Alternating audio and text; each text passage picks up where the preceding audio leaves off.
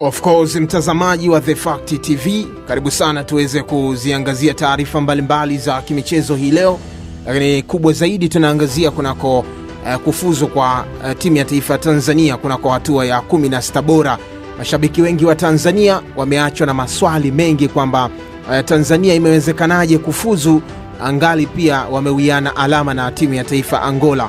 Usisahau kusubscribe, kucomment na kulike pia kwenye YouTube channel yetu hii ya Sports Fact TZ. Kulingana na taratibu za michuano ya AFCON ya mwaka huu, makundi yalikuwa takriban makundi 6 ambayo yalihitaji timu 2 kila kundi kuweza kufuzu kunako hatua ya 16 bora, na kwa hesabu ya kawaida makundi 6 akitoa kila kundi timu 2 inakuwa ni timu 12.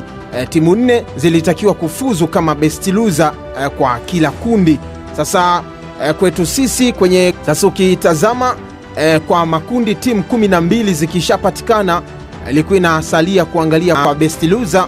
Mpaka sasa ambayo inaongoza alama ni timu ya taifa Mozambiki, ilikuwa na alama 3, lakini Sudani pia ina alama 3, Benini ina alama 3, Tanzania ina alama 2 ikiwa sawa na Angola pamoja na Komoro.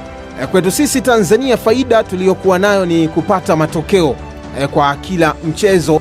Kwetu sisi Tanzania, kilichotubeba ni kupata goli kwa kila mechi ambayo tulicheza kwenye group stage. Ukitazama mechi ya kwanza dhidi ya Nigeria tulipata goli 1, lakini pia dhidi ya timu ya taifa ya Uganda tukipata goli 1. Halikadhalika pia mechi ya jana dhidi ya Tunisia tukipata goli 1. Licha hivyo pia AFCON wameweka kipengele cha nidhamu. Timu ambayo itakuwa na nidhamu bora pia ina qualify kama best loser kama watawiana alama. Tanzania mpaka sasa imepata idadi ya Tanzania mpaka kuhitimisha group stage wana kadi za njano 3 pekee ambazo wamezipata kwenye michezo 3 ambayo wamecheza. Lakini kwa timu ya taifa ya Angola imekuwa tofauti. Kwanza kwa wao wamefunga magoli 2 tu kwenye group stage kwenye michezo 3 ambao wamecheza, lakini wakifungwa pia magoli 3. Kwa Tanzania iliruhusu magoli 4 lakini ikifunga magoli 3. Kadi za njano kwa timu ya taifa ya Angola wamepata kadi za njano 6. Kwa hiyo utaona namna ambavyo pia nidhamu ya timu ya taifa Angola tayari ilikuwa inawaangusha kwenye masuala mazima ya kupita kama best loser.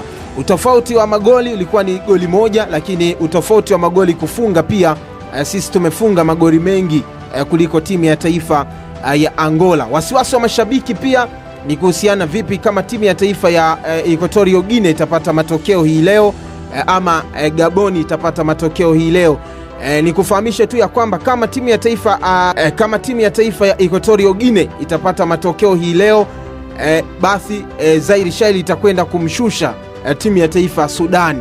Nafasi ya Equatorial Guinea iko na Sudan na nafasi ya Gabon ipo na Mozambiki. Kwa hiyo kwa wao ushindani ni kwenye makundi yao pekee, kwa sababu ni timu ambazo zinatoka kundi moja, na kwa best loser ambaye wanatoka kundi moja wanawiana alama, basi anabebwa timu ambayo ina idadi kubwa magoli kwenye kundi hilo, na mwingine anakuwa ameondoshwa direct. Kwa hiyo kwa Tanzania mpaka hapo na tayari tumefuzu moja kwa moja na hakuna wasiwasi pia wa kuto kushiriki michuano hii.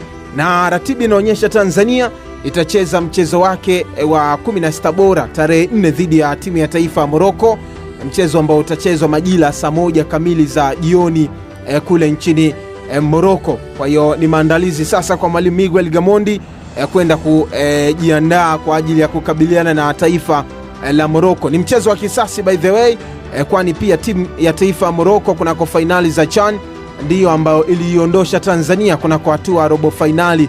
Kwa natarajia pia kisasi kinakwenda kulipwa na jenzi wa Tanzania kunako finali hizi za AFCON baada ya kuondosha kwenye finali za CHAN kunako hatua ya robo finali, Tanzania akiwa pia mwenyeji kwenye finali hizo, na kisasi hiki kinakwenda kulipwa pia kwani Morocco ni mwenyeji kwenye finali za AFCON, na tunakutana pia kwenye hatua ya 16 bora tarehe 4.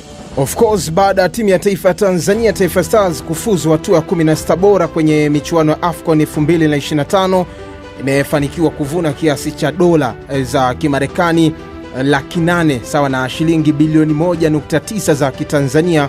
Aidha, kikosi hicho cha Taifa Stars kimepokea ofa shilingi milioni 300 kama zawadi ya kila goli. Mechi dhidi ya Uganda walipata goli moja na kufanikiwa kupata shilingi milioni 100, huko pia mechi ya Tunisia akipata pia goli moja ambalo walivuna shilingi milioni 200 baada ya kupewa pia na naibu waziri wa sanaa, habari pamoja na michezo Paul Makonda. Lakini kwa AFCON wao wameipa pia timu ya taifa ya Tanzania dola za Kimarekani 800,000 sawa na shilingi bilioni 1.9 tarehe 4. Endelea kusubscribe, kulike kisha kucomment kwenye Sports Fact TZ.